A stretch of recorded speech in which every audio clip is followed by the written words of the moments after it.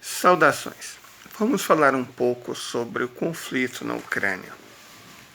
Bom, eu li uma peça hoje, mas que não foi publicada hoje, faz alguns dias, do Dmitry Orlov. Dmitry Orlov é, sem dúvida, o melhor. E olha que tem muita gente boa. Analista geoestratégico, né? Porque é mais do que geopolítica, é mais do que análise militar da Federação Russa. Ele fez um texto que eu achei muito interessante, no qual ele comentava sobre algumas questões envolvendo a guerra na Ucrânia. Questão de ser valores civilizacionais, por exemplo. Nós já comentamos muito sobre isso. A guerra na Ucrânia envolve valores civilizacionais. E essa distância civilizacional entre o oeste coletivo e a Eurásia, ela só aumenta, ela não está diminuindo, ela está aumentando. Porque tem muito a ver com políticas identitárias. A Inglaterra, um estudo inglês britânico, acho que da Universidade de Oxford, sim, da Universidade de Oxford, do Trinity College, lançou a hipótese de que Jesus podia ser transgênero.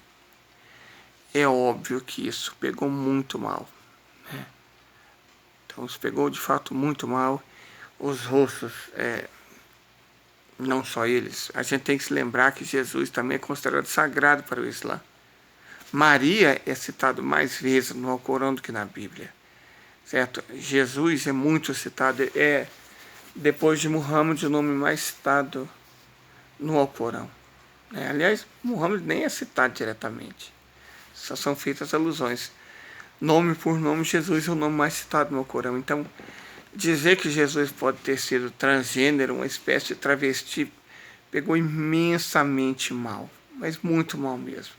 Então essas coisas, e assim, o Santo Padre foi muito infeliz numa fala, em que ele disse que povos que lutavam pela Rússia, mas não eram russos, como os buriatas, que são budistas, e os tchetchenos, que são muçulmanos, estavam fazendo atrocidades na Ucrânia, e isso também não ajudou. Foi interpretado como racismo e, difícil, por mais que eu tenha, eu respeito imensamente o Santo Padre, mas ele vacilou. Então, essas atitudes, essas hostilidades, essas provocações baratas, elas não colaboram, de verdade, elas não ajudam o diálogo, de forma alguma ajudam o diálogo. Eu não sei se vocês estão escutando o barulho da chuva, mas está chovendo bastante, por isso que eu estou com tudo desligado. Então vamos trabalhar só com a voz. Pois bem, mas a questão dos valores civilizacionais vão muito além disso. É necessário entender que o Ocidente, o Oeste coletivo, na verdade é um construto que começa 1000 anos atrás, lá no grande cisma do Oriente, certo? E os russos, eles veem o Ocidente como uma criação maligna dos vikings, dos germânicos. São povos que pilhavam, saqueavam, roubavam, usurpavam, muito elitistas, racistas, certo? Você tem muitas políticas de pureza de sangue adotadas por góticos, não o pessoalzinho que se veste preto, os góticos mesmo, o povo, por normandos, por noruegueses, por dinamarqueses, por vikings mesmo. Então, são uma série de atitudes que é difícil a gente desassociar com o racismo, com o elitismo, com a promoção de toda sorte de iniquidades e do mal. Eu mesmo fiz um vídeo falando sobre isso. As origens vikings da monarquia inglesa, do Estado inglês, do capitalismo, como um programa que juridicamente ele legaliza, instrumentaliza, apoia, divulga toda a sorte de coisas que não fazem muito sentido para as civilizações eurasianas, certo? É importante que a gente lembre que, quando eu estou falando de civilizações eurasianas, eu estou falando de civilizações que são 4, 5 mil anos mais antigas do que os vikings, do que os europeus, do que o Ocidente. Os reis, os governantes no Oriente, eles sempre tiveram como papel proteger o povo, proteger as pessoas, certo? Aí você pensa, não, mas lá não tinha democracia. Não, mas a democracia é só um nome bonito, certo? Para a exploração das pessoas. Deixa eu explicar direito. Esperava-se de um rei, aí não faz diferença se fosse um rei sumério, se fosse um rei egípcio, elamita, indiano, chinês, mas esperava-se de um rei que defendesse o povo.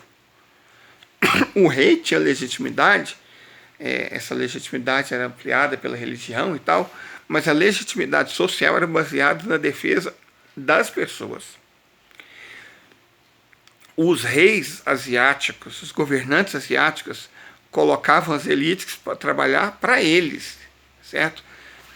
As elites trabalhavam para o rei, nunca o contrário. O rei trabalhava para o povo. Você tinha uma elite? Claro que você tinha uma elite. Mas essa elite estava a serviço do rei para o trabalho em defesa do povo. Essa era a legitimidade básica das civilizações eurasiáticas. Isso desde o começo delas. Certo? Então, o rei era idolatrado, e é fácil falar, as pessoas viam o governante como um deus. Isso de fato acontecia, por exemplo, entre os sumérios e entre os egípcios, isso era muito claro, certo? Mas não era o totum, não era o que acontecia na totalidade das civilizações asiáticas. Os persas, por exemplo, proibiam a escravidão. A escravidão era proibida entre os persas. Xerxes, Dário, Artaxerxes, Ciro, eram reis zoroastristas. Então eram monoteístas e eles não se consideravam Deus, de forma alguma. Isso era um sacrilégio na religião deles. Certo? E repito, a defesa dos interesses do povo era tanta que eles proibiam a escravidão. A China não conhecia a escravidão. Mal conheceu na época das dominações mongóis, quando bárbaros invadiam e dominavam a China por algum tempo, eles não conseguiam praticar a escravidão, mas os chineses, eles eram frontalmente contra a escravidão. As ideologias confucionistas, taoístas, laoístas eram fortemente contra a escravidão. Então, aí você fala, a exploração do homem pelo homem foi uma constante nas sociedades humanas. Olha, isso é de um simplismo, é de um truísmo, é raso, sabe? Isso é raso. Os gregos e os romanos, sim. A lógica deles sempre foi essa. Nós falamos sobre isso esses dias aqui. Mas nós estamos falando de civilizações eurasiáticas. Repito, a China virtualmente não conhecia a escravidão. Se havia escravidão pessoal na Ásia, talvez entre os hebreus. Entre os hebreus havia, mas era mais como uma forma de servidão do que necessariamente a escravidão. E não foi a base do modo de produção asiático de forma alguma. Escravos quando havia na Suméria, na Babilônia, em Elam, na Índia, no Egito, era muito mais. E aí eu estou considerando o Egito uma civilização asiática, porque o Egito é uma civilização asiática. Era mais trabalho comunitário, trabalho para o Estado, vamos dizer assim, certo? Um trabalho estatal. Eram escravos, se é que a gente pode usar essa palavra, eram mais servos do Estado do que das pessoas. As pirâmides foram feitas por trabalho pago, certo? Por trabalho assalariado. Não foi feito por escravos, como há muito se divulga.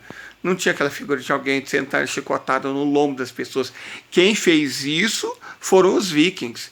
Quem fez isso foi o Ocidente. Quem fez isso foi o romano. Quem fez isso foi o grego. Esses povos do Ocidente, sim. Então, quando você vê representação de egípcios batendo com chicote na costa das pessoas para fazer as pirâmides, isso é uma palhaçada.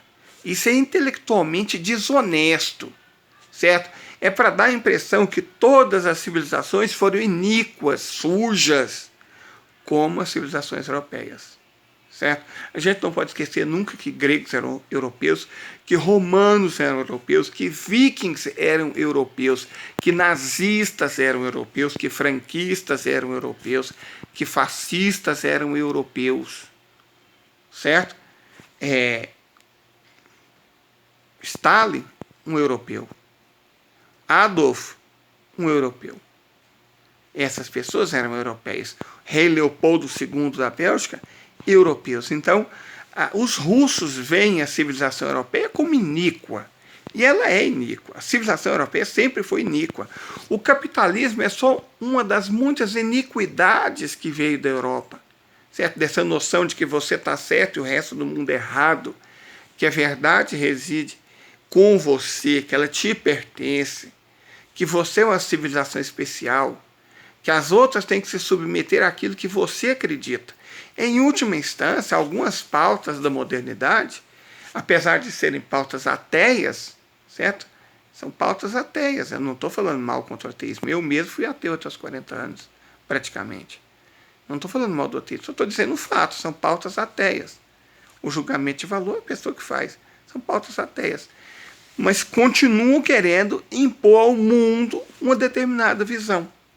Certo? A pauta LGBTQ, ela é muito importante para as pessoas do Ocidente, mas ela é desprezada na Ásia. E aí a gente vai se considerar uma civilização superior e impor isso aos outros? Não dá certo. Não dá certo mesmo. Pelo contrário, aumenta a distância, aumenta a desconfiança e diminui as possibilidades de diálogo. Os asiáticos sabem quem foram os europeus. Os asiáticos sabem o que foram as cruzadas. Isso é uma lembrança muito vívida. E a gente às vezes pensa que as cruzadas foram só contra os muçulmanos, de forma alguma. As cruzadas, muitas delas foram contra os ortodoxos. Elas atingiram duramente a Rússia, atingiram duramente os cristãos ortodoxos de Constantinopla, certo? Por essa tentativa de impor uma visão de mundo, de impor uma verdade. Isso não funciona, certo? Enquanto era possível fazer isso pela força, o Ocidente fez, mas tem que entender que a era de impor a própria vontade pela força acabou. A Copa do Catar está dando mostras disso.